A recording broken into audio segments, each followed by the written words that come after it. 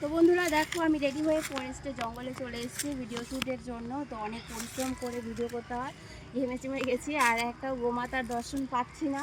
তো ওই দূরে দূরে আছে, এদিক দিয়ে নেই, আমার ভয়ও লাগে যদি কিছু করে। তো দেখো এত সুন্দর মানে পরিবেশটা, দারুণ সুন্দর পরিবেশ এদিকে।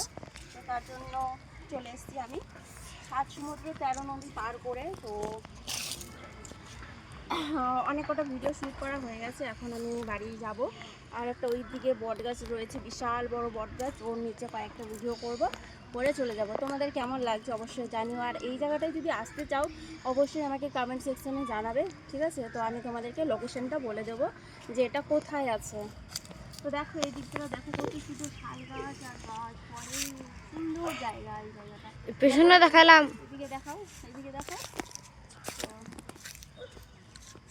কালকে গেছিলাম অনেক দূরে টাকা পয়সা খরচা করে। আর এইখানটায় কি বলো তো, কোনো টাকা পয়সা খরচা করতে লাগে না, জাস্ট এমনি যদি গাড়ি স্কুটি থাকে স্কুটিতেও চলে যাও, হেঁটেও চলে আসতে পারো তোমরা, কোনো অসুবিধা হবে না।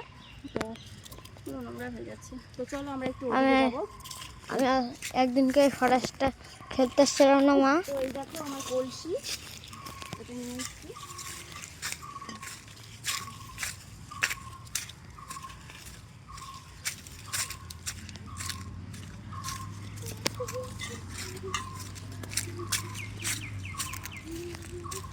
ফটি আছে কিন্তু দেখে আয়, কি মানুষের ফটি। ঠিক আছে, তো ভিডিও করতে গেলে কত কিছুই না উপার করতে হয়, লোকের ফটি দেখে শুনে আসতে হয়।